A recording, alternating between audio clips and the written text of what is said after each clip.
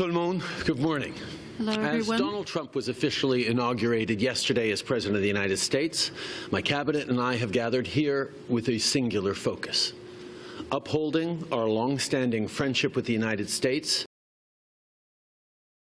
and protecting Canada against potential tariffs. As I've stated on numerous occasions, the Canada-US trade relationship is one of the most successful in the world. La relation entre le Canada et les États-Unis est le résultat de The trade relationship décennies de between Canada and the collaboration. US is the result of decades of cooperation, which has made it possible to create both opportunity and wealth for both our countries. During Mr. Trump's first mandate, we negotiated a new trade agreement that strengthened our relationship and created even more good jobs. The directive he has issued to examine the trade relationship between Canada and the United States while exploring the possibility of tariffs, but we remain confident in the facts. Canadian energy powers American manufacturing, businesses, and homes. Of America's top 5 trading partners, Canada is the only one with whom the United States runs a trade surplus in manufacturing. And Canada buys more goods made by Americans than China, Japan, and Germany combined. On top of that, President Trump said that he wants to usher in a golden age for the United States. That will require more steel and aluminum, more critical minerals, more reliable and affordable energy, more of everything to run the U.S. economy full steam ahead. Canada has all those resources, and we stand at the ready to work with the United States to create a booming and secure North American economy. The alternative for them would be more resources from Russia, China, or Venezuela. Canada is a safe, secure, and reliable partner in an uncertain world. Notre relation commerciale avec les États-Unis, Our trade relationship with the United States is a win-win relationship. So we will continue to use all the tools we have to underscore that. He repeated his concerns about the border. While less than 1% of fentanyl and illegal immigrants that enter the United States come from Canada, our government has already acted to address the concerns raised by the President about border security with an over $1 billion comprehensive border plan. We're already working collaboratively to keep our citizens safe on both sides of the border. Of course, if the President does choose to proceed with tariffs on Canada, Canada will respond, and everything is on the table. Working in unison with Team Canada, as Team Canada, with business leaders, organized labor, civil society, Indigenous leaders, and premiers from coast to coast to coast, we are prepared for every possible scenario. In fact, just last night, I spoke to Premier Ford in his capacity as chair of the Council of the Federation, and he reiterated his unwavering commitment on behalf of Canadian premiers to working all together. This is an important and challenging moment for Canada and for Canadians, and we know there will be many such moments. Through all of it, I want to be clear that we have Canadians' backs.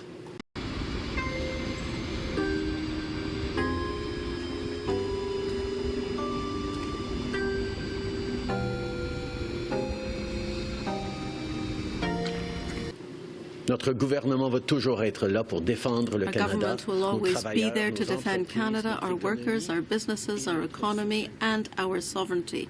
Protect our national interest while we protect the most successful economic and security relationship the world has ever seen. I and my cabinet will continue to work with leaders across the country who've stepped up to unite in defense of Canadian workers, Canadian businesses, Canadian sovereignty. And that is precisely what we will continue to focus on today during this cabinet retreat. Good morning. morning, Prime Minister. Laura Osmond with The Logic. How do you interpret the conflicting timelines that the Trump administration provided yesterday, targeting a study by April 1st, but talking about imposing tariffs by February? Donald Trump is, as always, a skilled negotiator and will do what he can to keep his negotiating partners a little bit off balance. We are confident in the facts on the ground. We know that if the United States is going to see an increase in jobs and manufacturing and economic growth, they're going to require more energy, more inputs, everything from lumber and concrete to steel and aluminum to critical minerals that are the essential ingredients in the economy of the future. And Canada has all that in an extraordinarily reliable and close partner. We have lots we can do together. We will be there to emphasize that we should be doing more together. If there are tariffs, we are ready to respond and defend the Canadian interest, but we will continue to remain steady in these times of uncertainty.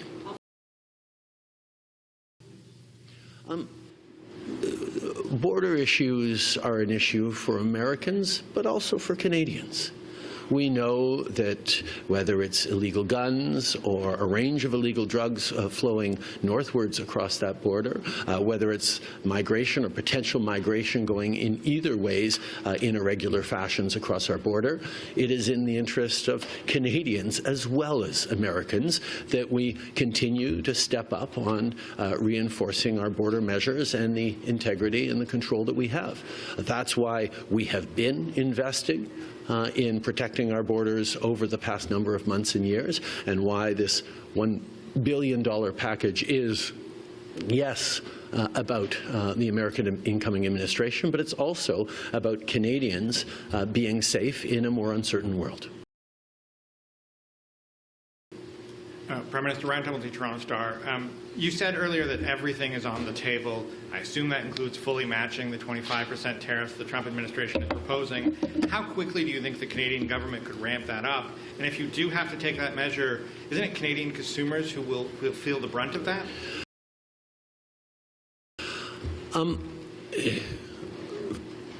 First of all, as I said, everything is on the table, and I support the principle of dollar-for-dollar matching tariffs. It's something that we are absolutely going to be looking at if that is how they move forward. The bottom line, as you say, is that import tariffs, like the 25% that President Trump is proposing, are actually paid or would be paid by American consumers. And if and when Canada needs to respond with equivalent tariffs on imports from the United States, those would be paid by Canadian consumers. That's why we will look, as we have in the past, at things that have replacements for Canadian consumers that wouldn't be tariffed. The example from last time was Heinz's ketchup being replaced by French's ketchup, because French's was still using Canadian tomatoes in its ketchup. Having Canadian consumers have alternatives to having to spend tariffs on American inputs is part of how we make sure that we don't bear, or Canadians don't bear, undue costs around tariffs. At the same time, there will be costs for Canadians if we move forward on tariffs to the United States, and that's why we will be there to support and compensate Canadians and Canadian businesses depending on the response we have.